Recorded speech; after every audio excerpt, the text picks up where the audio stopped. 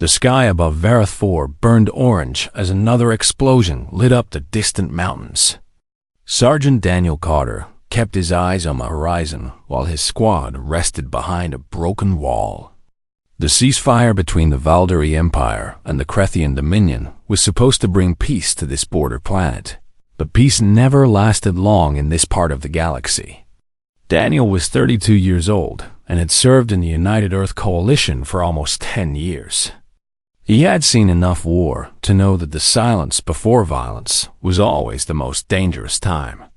His instincts had kept him alive through dozens of missions, and right now those instincts were screaming that something was wrong. "Sergeant, you seeing this?" Private Lucas Grant called out from his position near the observation point. Daniel moved quickly to join him and raised his binoculars to scan the sky. A ship was falling. It was not crashing in the chaotic way of a vessel hit by heavy weapons. This was a controlled descent that had gone wrong, like someone had sabotaged the engines from inside. The ship bore the golden markings of the Valdari Empire. This was not a military vessel but a diplomatic transport, the kind used by nobles and officials. "That is a royal transport," Daniel said quietly. The ship disappeared behind a ridge about 3 kilometers from their position. A moment later, a bright flash and a column of smoke rose into the air. "Should we call it in?" Lucas asked. Daniel was already checking his rifle. "Call command and report the crash. Tell them we need backup and medical teams. I am going to investigate." "Alone?" Lucas looked worried. "Sergeant, that is Valdari territory. We are not supposed to cross the line without authorization." "Someone might be dying out there," Daniel replied. "Authorization can wait." He moved fast through the rocky terrain, his boots finding solid ground even as loose stones shifted beneath him. The smoke guided him forward like a dark beacon against the orange sky. Every soldier knew the risks of acting without orders, but Daniel had never been the kind of man who could ignore people in danger. 20 minutes later, he reached the crash site. The transport had torn a long scar through the ground before coming to rest against a cluster of massive boulders. The hull was cracked open, and flames licked at the edges of the breach. Bodies lay scattered around the wreckage, all of them wearing the ceremonial armor of Valdari royal guards. Daniel counted 8 dead guards as he approached carefully. Whoever had attacked this ship had been professional and ruthless. The guards had been shot with precise accuracy, each one killed with a single wound. He heard a sound from inside the wreckage. Someone was still alive. Daniel climbed through the breach and found himself in what remained of a luxurious passenger cabin. Silk curtains hung in burned tatters, and golden fixtures had melted from the heat. In the corner, pressed against an overturned seat, was a young Valdari female. She was beautiful in the way all Valdari were beautiful, with pale blue skin and silver hair that fell past her shoulders. Her eyes were large and violet, filled with terror as she stared at Daniel. She wore robes of deep purple, trimmed with gold thread, the colors of the imperial family. "Stay back," she commanded, though her voice trembled. Daniel held up one hand while lowering his weapon with the other. "I am not here to hurt you. I am a human peacekeeper. I saw your ship crash and came to help." "Human?" She studied him with suspicion and fear mixed together. Why would a human help a Valdari? Before Daniel could answer, he heard voices outside the wreckage. He moved to the breach and looked out carefully. At least a dozen soldiers in unmarked black armor were approaching the crash site. They moved with military precision, checking the bodies of the fallen guards. "Find the princess," one of them shouted. "She must not survive, princess." Daniel looked back at the frightened Valdari female. She was not just any noble, but a member of the imperial family itself. "We need to go," he whispered urgently. "Now! I cannot walk," she replied. "My leg is injured." Daniel did not hesitate. He moved to her side and lifted her in his arms. She was lighter than he expected, and she gasped in surprise at the sudden contact. Valdari did not touch strangers, he remembered. Physical contact was reserved for family and bonded partners only. "I am sorry for the disrespect," he said quickly, "but those men want you dead, and I am not going to let that happen." He carried her to a secondary breach on the far side of the cabin and slipped out into the shadows. The enemy soldiers were still focused on the main wreckage, giving him precious seconds to escape. Daniel ran with the princess in his arms. He ran through the rocks and into the dense forest that bordered the crash site. Branches scraped his face and thorns caught at his uniform, but he did not slow down. Behind him, angry shouts erupted as the soldiers discovered their target was missing. "There!" one of them screamed. "In the forest!" Gunfire cracked through the air. Daniel ducked behind a thick tree as energy bolts sizzled past his head. The princess clung to him, her arms wrapped around his neck. "Why are you doing this?" she asked. "You do not even know me." Daniel looked down at her frightened face and gave her a small smile. "You were hurt and alone, and bad people were coming to kill you. That is all I needed to know." He set her down gently behind the tree and raised his rifle. The first enemy soldier appeared between the trees, and Daniel fired. The man fell without a sound. A second soldier followed, and Daniel dropped him too. "Stay here," he told the princess. "I will draw them away." "Wait," she called out. But Daniel was already moving. He ran to the left, firing as he went, making himself a target so the enemy would follow him instead of searching for the princess. "Human soldier," one of the enemies shouted. "Kill him first." Daniel found cover behind a fallen log and reloaded his rifle. His heart pounded in his chest, but his hands were steady. He had been in worse situations before. He counted at least 10 enemies still moving through the forest. His squad was at least an hour away. Help would not arrive in time. But Daniel did not care about the odds. He cared about the terrified princess hiding behind that tree. He cared about doing what was right. He took a deep breath, raised his rifle, and prepared to fight. The first wave of enemies charged toward him, and Daniel Carter opened fire. Daniel fired 3 more shots and watched 2 enemies fall. The others scattered for cover, shouting commands in a language he did not recognize. These were not Krethian soldiers, he realized. Their tactics were too polished, their equipment too expensive. These were professional assassins, likely hired from one of the mercenary guilds that operated in the outer systems. He used their moment of confusion to fall back. He grabbed the princess and lifted her again, ignoring her gasp of surprise. There was no time for cultural sensitivity when death was hunting them. "Hold on," he said as he ran deeper into the forest. The trees grew thicker here, their massive trunks providing cover from enemy fire. Daniel moved fast, using every bit of his training to navigate the difficult terrain. The princess clung to him in silence, her violet eyes watching the darkness behind them. After 10 minutes of running, Daniel finally stopped to catch his breath. He set the princess down behind a cluster of rocks and checked their surroundings. The sounds of pursuit had faded, but he knew the enemy would not give up easily. "Let me look at your leg," he said quietly. The princess hesitated before nodding. Daniel knelt beside her and examined the injury. Her ankle was badly swollen, likely twisted during the crash. It was not broken, but she would not be able to run on it. He reached into his pack and pulled out a medical kit. The princess watched with curiosity as he wrapped her ankle with a compression bandage and applied a cooling gel to reduce the swelling. "You carry medicine?" she asked. "Standard field kit," Daniel replied. "Every soldier has one. Valdari soldiers carry weapons and communication devices. Medicine is the duty of dedicated healers, not warriors." Daniel shrugged. "Human soldiers are taught to fight, but we are also taught to save lives. Sometimes saving a life matters more than taking one. The princess stared at him with an expression he could not read. Her people were known for their cold logic and emotional restraint, but something in her eyes suggested that his words had touched her in an unexpected way. "I am Princess Salar of Arthan," she said finally, "third daughter of Emperor Kael Varthan, ruler of the Valdari Empire." Daniel nodded respectfully. "Sergeant Daniel Carter, United Earth Coalition." "You can call me Daniel."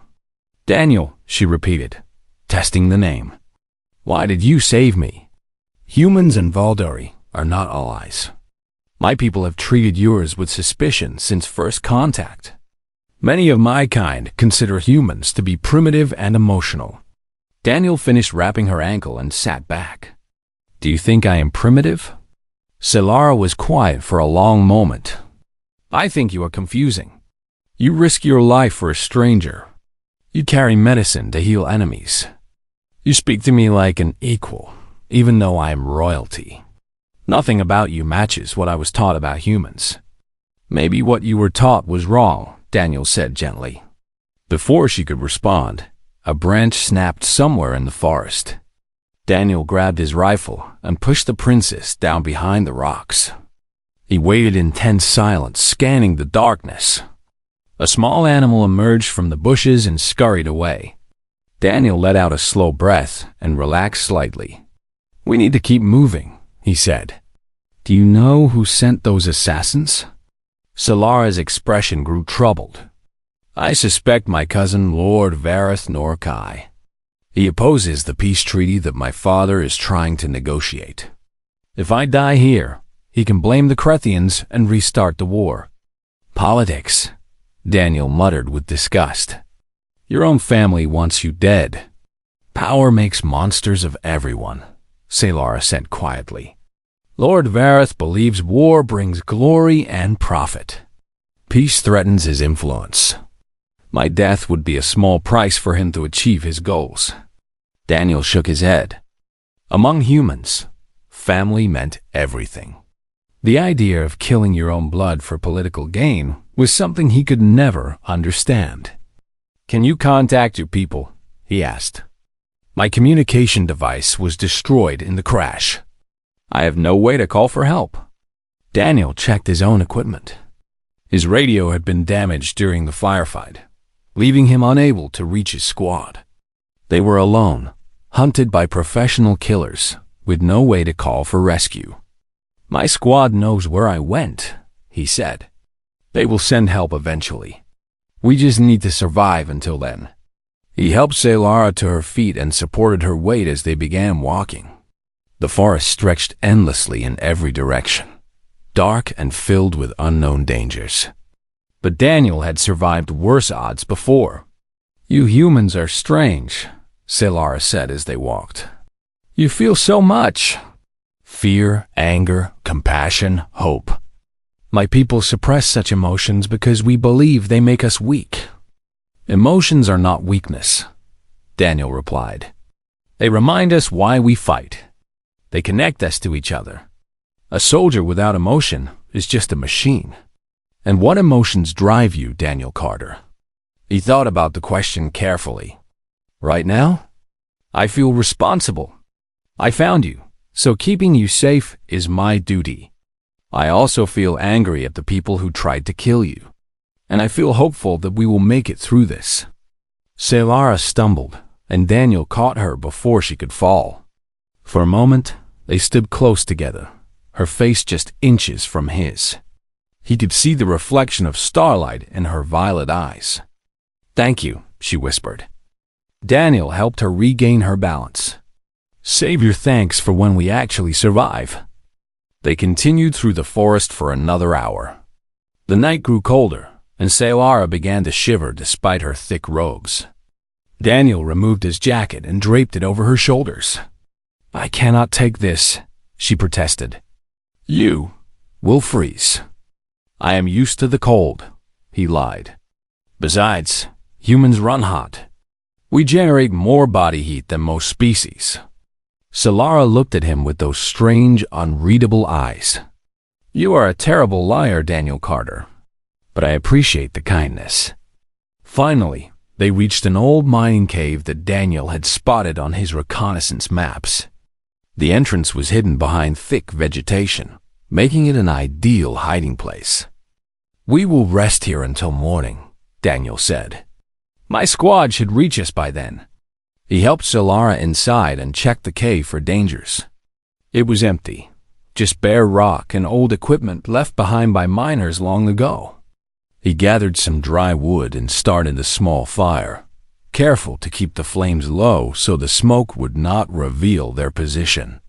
Solara sat close to the fire and watched Daniel with curiosity. He moved with quiet efficiency, setting up a defensive position near the entrance while keeping one eye on the darkness outside. "You are going to watch the entrance all night," she said. It was not a question. "Someone has to," Daniel replied. "You need rest. You cannot protect me if you collapse from exhaustion." Daniel smiled slightly. "I have gone longer without sleep. Do not worry about me, princess. Just rest and heal. I will keep you safe." Solara pulled his jacket tighter around her shoulders and continued to watch him. In the firelight, the human soldier looked tired but determined. There was something admirable about his stubbornness, she realized. Something she had never seen in her own people. For the first time since the crash, Solara felt something other than fear. She felt hope. The fire crackled softly as the night deepened around them. Solara could not sleep. Every time she closed her eyes, she saw the faces of her dead guards. Men who had sworn to protect her with their lives. Men who had fulfilled that oath. She watched Daniel instead. He sat near the cave entrance with his rifle across his knees, his eyes constantly scanning the darkness outside. He had not rested for a single moment since they arrived. "Do all humans push themselves this hard?" she asked. Daniel glanced back at her. "Only when something important is at stake." "And I am important?" "Every life is important. But yes, you especially. If you die, the peace treaty dies with you. Millions of people on both sides would suffer." Solara had not considered that perspective.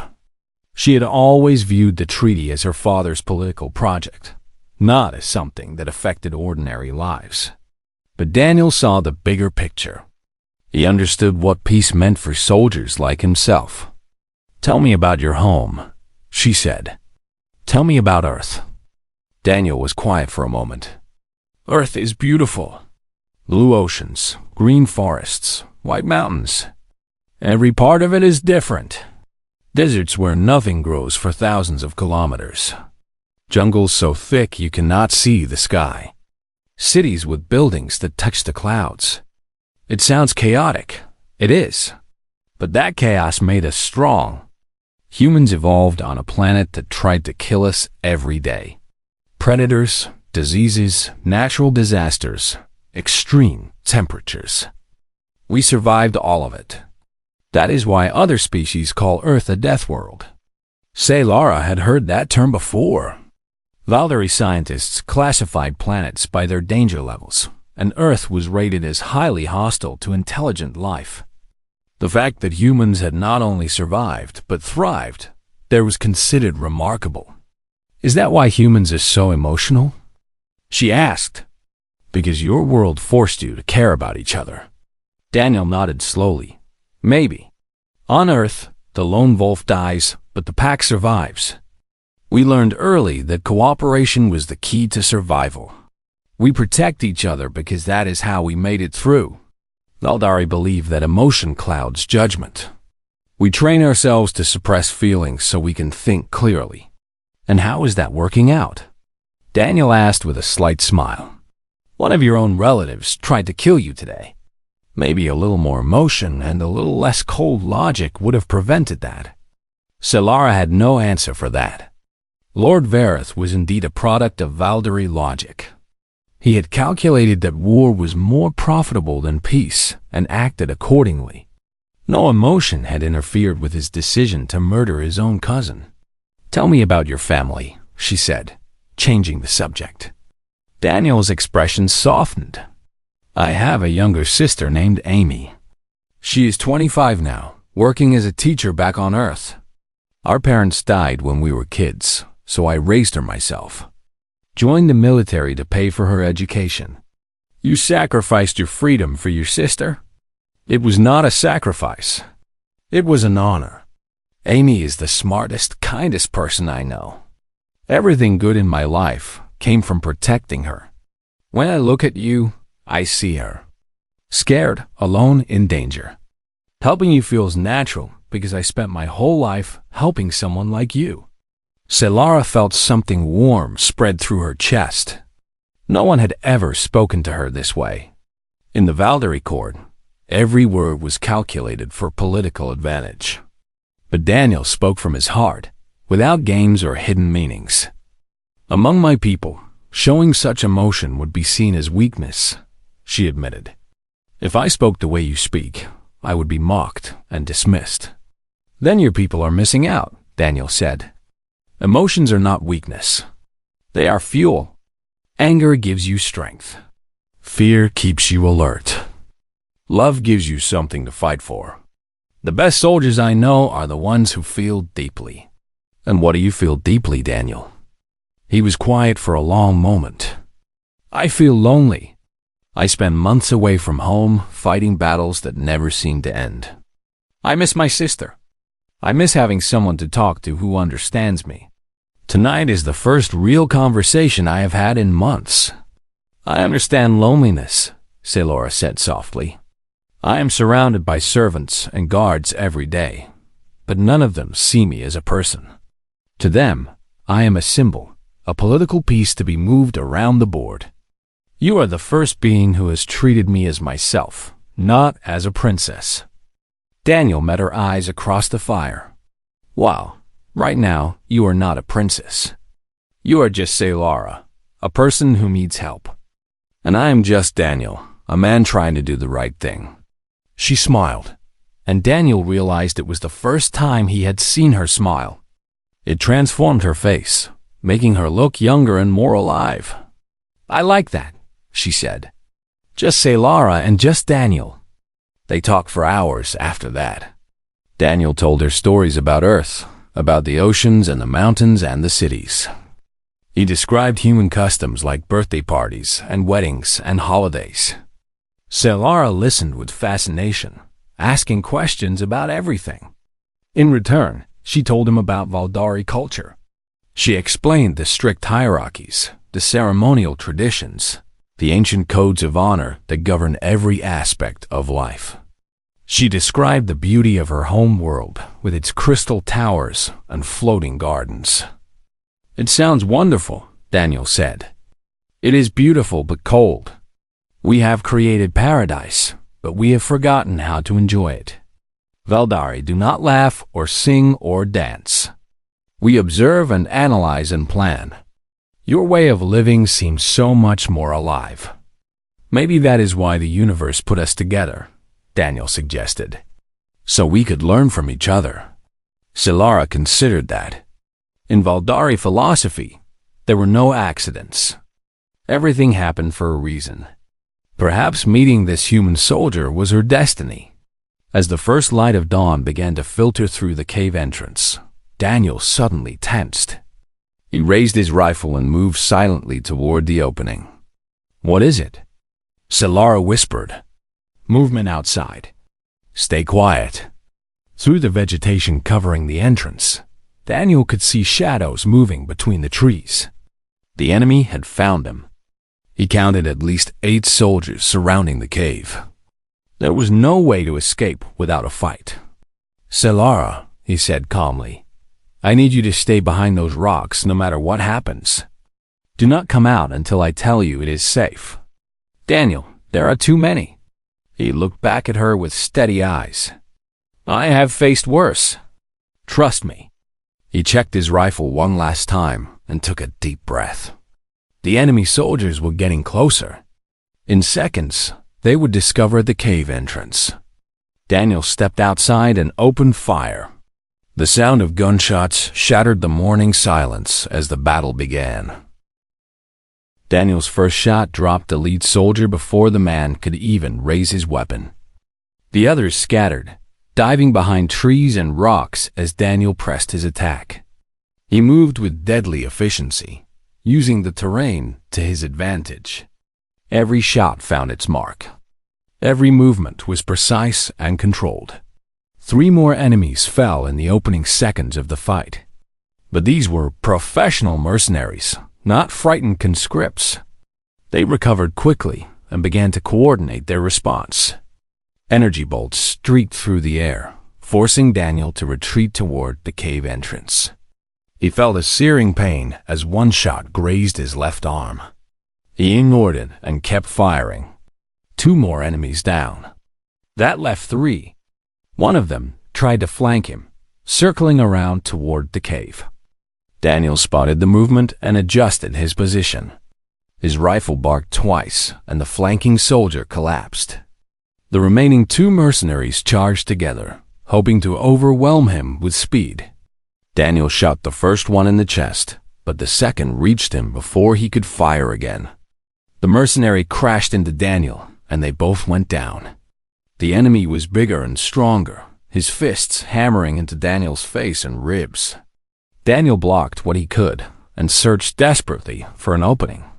He found one. His hand closed around a sharp rock, and he drove it into the mercenary's throat. The man gurgled and fell aside, clutching his wound. Daniel struggled to his feet, gasping for breath. Blood dripped from his nose and from the graze on his arm. His ribs ached with every movement. But the fight was over. All 8 enemies lay dead or dying around him. Daniel! Solara appeared at the cave entrance, her eyes wide with horror. She limped toward him as fast as her injured ankle would allow. "You are hurt," she exclaimed. "I am fine," Daniel said, though the words came out as a pained grunt. "We need to move. There might be more coming." He took one step and nearly collapsed. Solara caught him, wrapping her arm around his waist to support his weight. "You are not fine," she said firmly. "You can barely stand. I can manage. We need to reach the extraction point before more enemies arrive." For a moment, Solara looked like she might argue. Then she nodded and adjusted her grip on him. "Then we go together. Lean on me." Daniel wanted to protest, but he knew she was right. His legs felt weak, and his vision was starting to blur around the edges.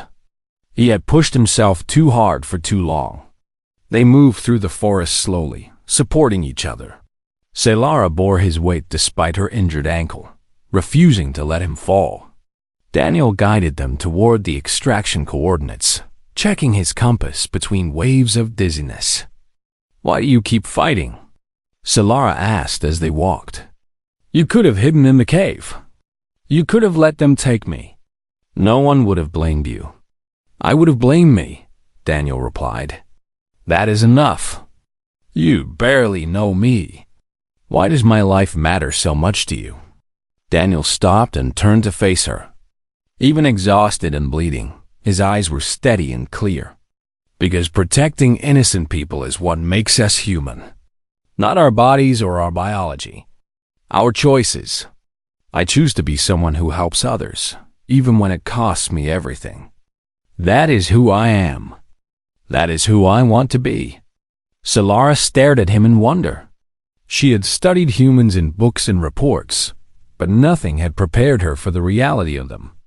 This man was wounded, exhausted, and hunted, yet he still burned with conviction.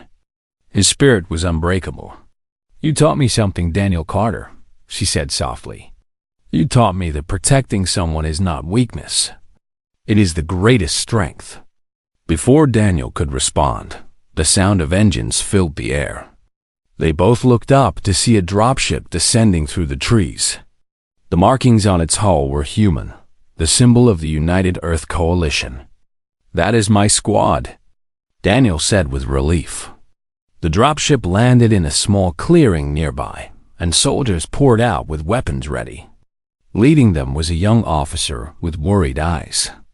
"Sergeant Carter." Lieutenant Kevin Brooks ran toward them. "We have been searching all night. Command thought you were dead." "Not dead yet," Daniel replied with a weak smile. "But I could use a medic." More soldiers emerged from the forest behind the dropship, and Daniel recognized the elegant armor of Valdari guards. A tall Valdari male in diplomatic robes approached with an angry expression. "Princess Selara," the ambassador declared. "Thank the ancestors you are alive. Come, we must return you to safety immediately." He reached for Selara's arm, but she pulled away. "This human soldier saved my life," she said coldly. "Treat him with respect." The ambassador's face twisted with displeasure. "He is just a human. Whatever he did was surely motivated by greed or ambition. We should take him into custody for questioning." "You will do no such thing." Selara's voice cut through the air like a blade. Every soldier, human and Valdari alike, turned to stare at her. The princess, who had been frightened and helpless yesterday, now stood tall with fire in her eyes. Sergeant Daniel Carter acted with honor and courage beyond anything I have ever witnessed. He risked his life repeatedly for a stranger, expecting nothing in return. He represents the finest qualities of his species, and I will not allow anyone to insult him. The ambassador sputtered in shock. "Princess, surely you cannot mean to praise this primitive creature." "I mean exactly that." Selara turned to face Daniel, and her expression softened. "What he did for me can never be repaid. But I intend to try." Daniel shook his head weakly. "You do not owe me anything. I just did what was right." "And that," Selara said with a gentle smile, "is exactly why I owe you everything." The medics arrived and began treating Daniel's wounds. Selara stayed by his side, refusing to leave even when the Valdari ambassador insisted she board their shuttle. "I will not leave until I know he is safe," she declared. As they loaded Daniel onto a stretcher, he looked up at Selara with tired eyes. "Thank you for helping me walk. I could not have made it without you." She took his hand and squeezed it gently. "We helped each other. That is what partners do." Daniel smiled and closed his eyes. For the first time in days, he allowed himself to rest. Selara watched the medics carry him away, and something shifted inside her heart. This human soldier had changed her in ways she was only beginning to understand. She made a decision in that moment. A decision that would shake the foundations of two civilizations. 1 week from now, she would see Daniel Carter again. And when she did, everything would change. 1 week had passed since the rescue. Daniel sat in his hospital bed, staring out the window at the military base below. His wounds were healing well, and the doctor said he could return to duty within a few days. He should have felt relieved, but instead, he felt strangely empty. He had not seen Selara since the extraction. The Valdari delegation had taken her away immediately, and all his requests for information had been denied. He told himself it did not matter. She was a princess, and he was just a soldier. Their paths had crossed by accident and would never cross again. But he could not stop thinking about her. The way she had smiled at him by the fire. The strength in her voice when she had defended him to the ambassador. The warmth of her hand holding his. "Stupid," he muttered to himself. "She is royalty from another species. Forget about her." A knock at his door interrupted his thoughts. Before he could respond, the door opened and Lieutenant Kevin Brooks stepped inside with a strange expression on his face. "Sergeant, you have a visitor." "A visitor? Who?" Kevin's face broke into a grin. "You are not going to believe this." He stepped aside, and Princess Selara Varthan walked into the room. She looked different from before. Gone were the torn and dirty robes. Today she wore a formal gown of deep purple and silver that shimmered with every movement. A delicate crown rested on her silver hair, marking her clearly as royalty. Behind her stood 4 Voldari guards in ceremonial armor. Daniel tried to stand, but Selara raised a hand to stop him. "Please, do not strain yourself. Your health is more important than protocol." She approached his bed and studied his face. Daniel noticed that her violet eyes were softer than before, filled with an emotion he could not quite identify. "You look better," she said. "I was worried." "I heal fast," Daniel replied. "Human bodies are tougher than they look." "How are you? Is your ankle recovered?" "Completely healed, thanks to your field medicine." She smiled that same smile that had captivated him in the cave. "The Voldari medical teams were impressed by your treatment. They said you had real talent for healing." "I just wrapped a bandage." "It was nothing special." "Everything you do is special, Daniel Carter. That is what I have come to tell you." She turned and spoke a word in Voldari to her guards. They retreated through the door and closed it behind them, leaving Selara and Daniel alone. "I need to explain something to you," she said. "Something important about Voldari culture." Daniel nodded, confused but curious. Selara took a deep breath. "Among my people, when someone saves the life of royalty, a sacred bond is formed. This bond is called the Velkoran, the life debt. It is one of our oldest and most honored traditions." "I understand. You feel obligated to repay me somehow. But really, there is no need for that. Please, let me finish." Selara's eyes were intense now, burning with purpose. "The Velkoran is not simply about repayment. It is about recognition. When someone risks everything to save a life, they demonstrate the quality of their soul. Such a person is worthy of the highest honor a Voldari can bestow." She reached beneath her gown and withdrew something wrapped in silk. Slowly, carefully, she unwrapped it to reveal a beautiful blade about 30 centimeters long. The metal gleamed with an inner light, and symbols were carved along its length. "This is the Velshar," Selara explained. "The soul blade. It has been in my family for 1,000 generations." Daniel stared at the weapon in confusion. "You are giving me a sword. I am giving you much more than that." And then, to Daniel's complete shock, Princess Selara Vothan dropped to one knee before him. She held the blade across her open palms, presenting it to him with her head bowed. Her silver hair fell across her face like a curtain of moonlight. "Sergeant Daniel Carter of Earth," she said in a formal voice that trembled slightly with emotion. "You saved my life without expectation of reward. You protected me with your body and your blood. You showed me the meaning of courage, compassion, and honor. According to the ancient traditions of my people, I offer you the Velshar as a symbol of my eternal devotion." Daniel's mind raced. He had studied alien cultures during his training, but nothing had prepared him for this. "Selara, what exactly are you offering?" She looked up at him, and he saw tears glistening in her violet eyes. "I am offering myself. Among Voldari, when the rescued presents the Velshar to the one who saved them, it is a proposal of marriage. I am asking you to be my bonded partner, my soul's companion, for the rest of our lives." Daniel felt the world tilt around him. A princess was kneeling before him, proposing marriage.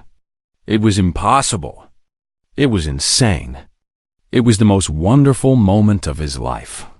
"Selara," he said softly, "I am just a soldier. I have nothing to offer you. No wealth, no status, no power. Your people would never accept me. I do not care what my people accept." Selara replied fiercely, "I care about you. In that cave, you showed me what true strength looks like. You taught me that emotion is not weakness, but the source of everything good. You made me feel alive for the first time in my existence. If I must choose between a life of cold duty and a life with you, I choose you." Daniel stared at her beautiful face, at the tears streaming down her cheeks, at the ancient blade trembling in her hands. His whole life, he had fought for other people. He had sacrificed his dreams so his sister could have hers. He had never expected to find something for himself. But here it was, kneeling before him, offering him everything. "Where I come from," he said slowly, "we usually do this with a ring." Solara's face fell. "You are refusing me?" "No." Daniel smiled and swung his legs out of the bed. He lowered himself carefully until he was kneeling in front of her, their eyes level. "I am saying yes. I am just telling you that humans have our own traditions. And right now, I wish I had a ring to give you." Joy exploded across Solara's face. She laughed through her tears and threw her arms around him. Daniel held her close, feeling her heart beat against his chest. "We will learn each other's traditions," she whispered. "We will create new ones together." "Partners," Daniel said, remembering her word from before. "That is what we will be." When the news spread across the galaxy, people called it unprecedented. A human soldier and a Voldari princess, united by war and bound by love. Diplomats said it would strengthen the peace treaty. Historians said it would change relations between the species forever. But Daniel and Solara did not care about politics or history. They cared only about each other. And that, in the end, was more than enough.